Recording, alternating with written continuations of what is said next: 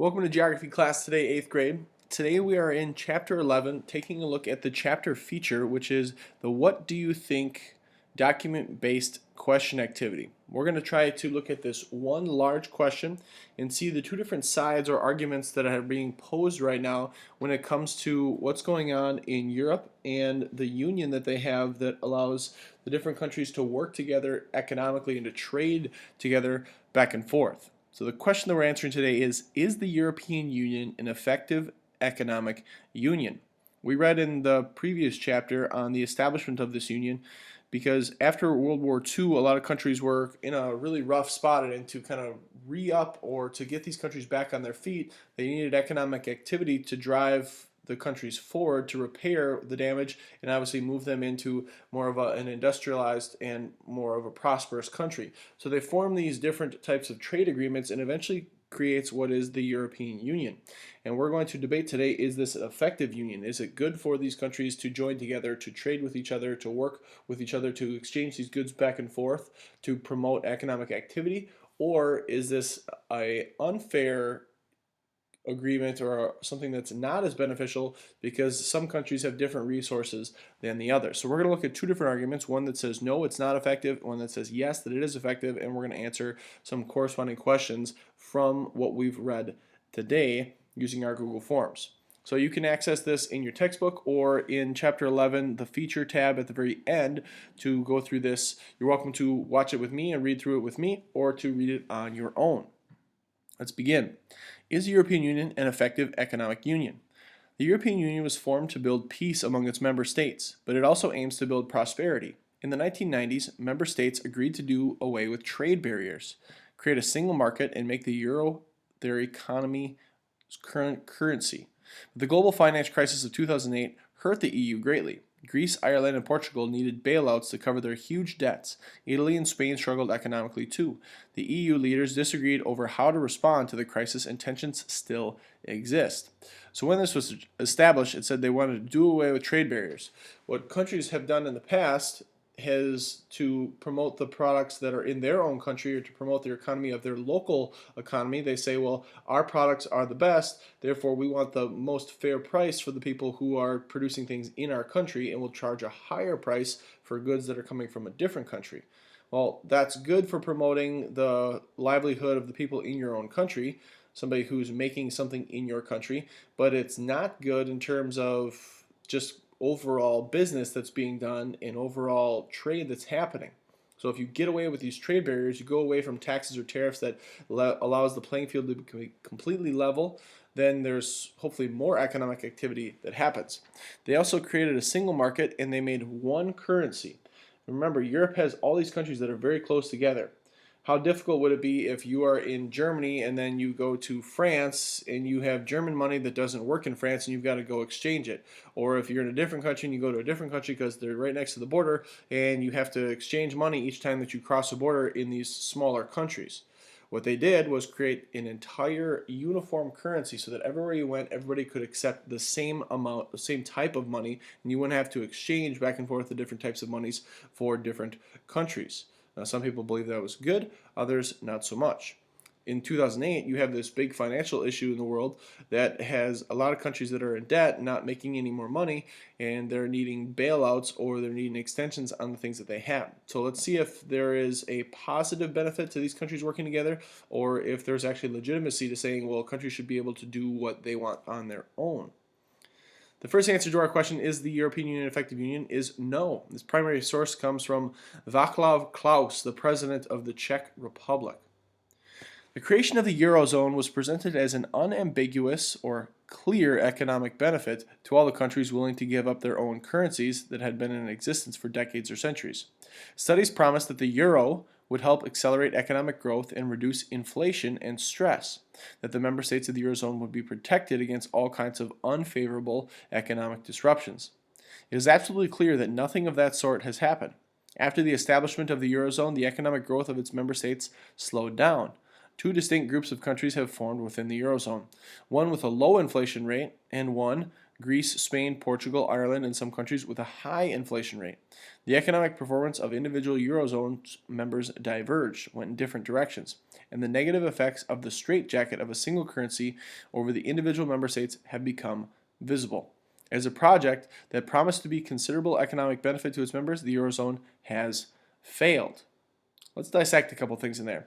He's saying when everybody agreed to go by the same currency, some countries have done really well because of it, and other countries have done really poorly. When he says that there's two distinct groups, one of low inflation and one of high inflation, we have to say, well, what is inflation? Inflation means that there's a different value on the currency in a certain country because of the overall prices that are in that country.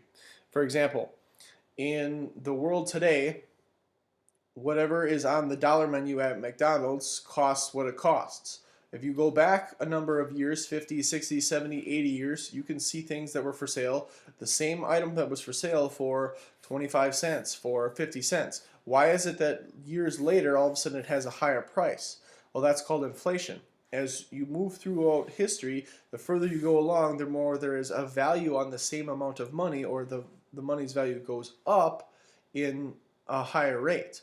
If the money value goes up too fast, then it is said to have not as much power. As in, if in one part of Europe a dollar can buy you one thing, but in a different part of Europe it takes $2 or $3 to buy that same thing, there's a high inflation rate in that place where the dollar value is actually less, or the euro value is actually less, because it takes more of that to buy something. So low inflation means that the dollar value or the euro value stays the same and it has a lot more buying power. High inflation means the things are always way more expensive, or they're way overpriced. If something's way more expensive and way overpriced, if you're like me, you don't want to buy something that's too expensive or it costs too much money. So when things have a high inflation rate, they have higher prices, people spend less money.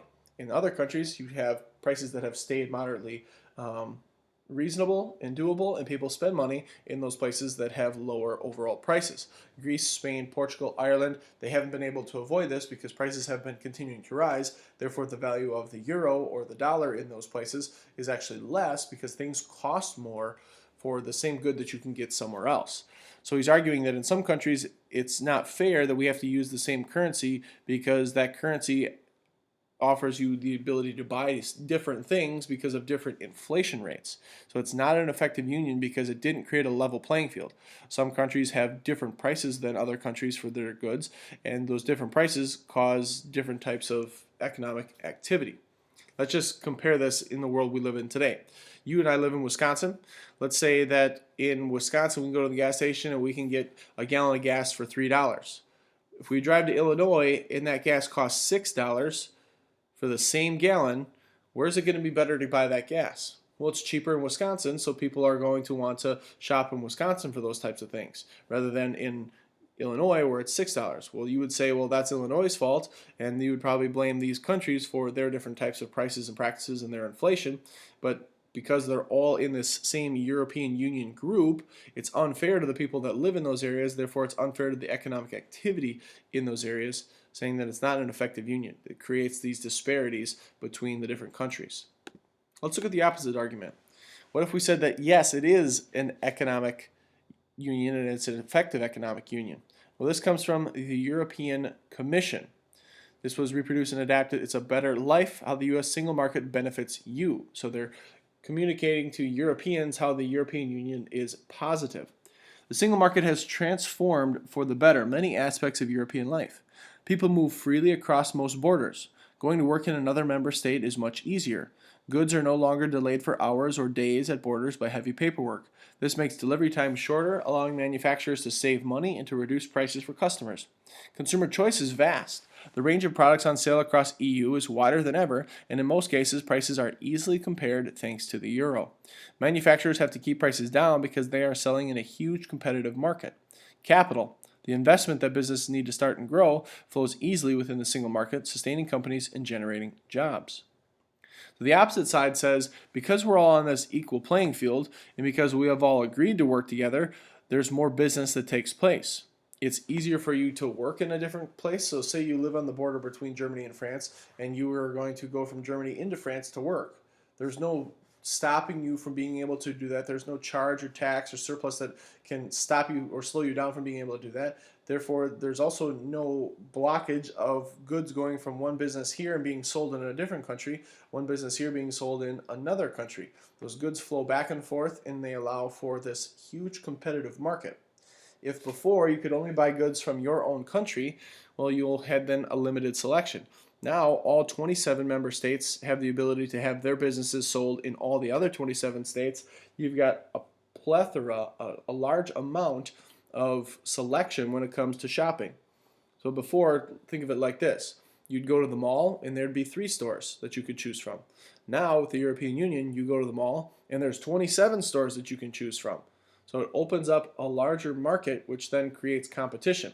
Within those 27 stores, if one store has really low prices, people might shop there because they're trying to save money. But in order to stay competitive, all the other stores have to set the similar prices if they have similar goods in those places. So it creates more of a level playing field, they're arguing. Consumer choice is vast and the range of products is wider in those places. So they're saying that open borders allow more work to be done, more economic goods to go back and forth, and more choice to happen. And because of that, people are investing in kind of moving businesses forward at an easier rate than allowing or blocking some of those things from happening. What do you think? Is it yes, it's effective because it opens up the free market, or no, because of the difference between those countries and the inflation that they experience? Is that fair? Here are the 3 questions that you're going to answer on your Google form. Here's what that Google form looks like. The link is on our Google Classroom page and on the weekly assignment checklist. C12, what do you think? These 3 questions match up with the 3 questions that you see here. Let's read through those. Number 1, determining central ideas. How has the EU single market benefited travelers, workers, consumers, and manufacturers? Well, travelers, because their countries are agreeing to work with one another, there aren't these strict border laws that would stop goods or people or workers from going between the countries. So you can travel a lot easier. What about workers? I can live in one state because the European countries are so small. I can actually go work in a different country, and it's not like it's that far away. And because we've got mostly open borders, I can go back and forth and travel relatively easily in those areas. So quality workers can be found in other areas rather than just in your own community, your own country. How does this benefit consumers? Well, as somebody who is buying things, I now have a bigger selection. I've got more choices when it comes to where I can go shopping and the goods that I can buy. If there isn't those same types of options, it's like going to a cafeteria and saying, well, I only have one choice for what I want to eat. Here in the European Union, I've got 27 member countries that I can choose from where I want to get my goods. How does that benefit manufacturers? Well, if there's 27 countries that are trying to consume, there are 27 more customers than you would normally be selling to. If you were just selling to people in your own country, you've got a limited base of people that would buy those things. And what this allows is that international trade rate in Europe and international trade outside of Europe as well. So if a manufacturer, if I'm building something, I'm making something, I'm now able to market my product and sell my product to more people, which then hopefully allows me to have more business and make more money. Number 2, identifying point of view. Why does Václav Klaus consider EU single currency to be a straitjacket? Let's go back and look at Václav Klaus. His take was that it's difficult because of the different types of inflations. Now, a straitjacket is what's used to restrain somebody. Their arms go in the sleeves, and those sleeves are tied behind their back so they can't actually move. He's saying that this currency that they have, one currency, and all agreeing to work at this one currency is a straitjacket over individual member states. So here we go. The economic performance of individual Eurozone members diverged, went in 2 different directions, and the negative effects of the straitjacket of a single currency over the individual member states have become visible. So he's saying because we have one currency, and because that currency can actually have different values in different countries because of inflation, it allows these countries with high inflation to be stuck at a disadvantage. If we had different currencies, he's arguing, then each country can control the value of its own currency. What the United States does, and you're going to think this is crazy to reduce inflation, is they take money that has gone and come through banks and things that are older, and guess what they do with it? They shred it. They take dollar bills and they shred it. They crumple them up, they destroy them. Because each and every year, each and every a certain amount of time, the United States Mint, which produces the different types of coins and currencies and dollars, they're making more money. They're printing more money. Because a lot of our money right now isn't actually in dollar form, it's in the bank, which is in a digital form, right? I just have a statement on my bank account that says, here's how much money I have in my bank account. Well, what the US currency does is it actually eliminates the dollars that are old and it shreds up the money. You might think that that's crazy, but that allows the dollar price to stay where it is and to stay strong. If you're in the European Union and you have all these countries using the same currency, you don't have a way in which you're regularly cycling through how that currency is being used. And because now you've got one country that has the same euro that's less valuable than another country where it is more valuable, it's like a straitjacket. It's like they're stuck with this high inflation. They're stuck in this position. Number 3, critical thinking. Some people think that Eurozone will dissolve and go away. Others, including Václav Klaus, believe that it will survive, especially if new rules force member countries to behave responsibly. What factors might affect what happens in the future? Well, if we've got 2 things to consider here, the inflation differences being fixed, maybe it's beneficial and will stick around. Or if you have countries that want to do their own thing and think that they can have more economic activity in the international space versus just in the European Union, you might see that as well. If you've ever heard of Brexit, it's a combination of words for British exit because Britain is trying to leave the European Union. In fact, they voted to actually have it pass and go through because Britain has a pretty large economy. They want to work by themselves outside of what the European Union puts restrictions on them, so they think they can make more money internationally, working with all these countries and being able to make their own rules rather than having to listen to what all these other countries are doing together. They want some autonomy, some decision making to be done by themselves. I would like you to make some predictions on what might happen in the future. Is this union going to stick together and all these countries are going to work together? Or because of the differences in prices, the differences in countries' values, the differences in countries' resources, does it make sense for them to work on their own and to do the best that they can? Put your answers in the Google form. I look forward to hearing what you think. God's blessings.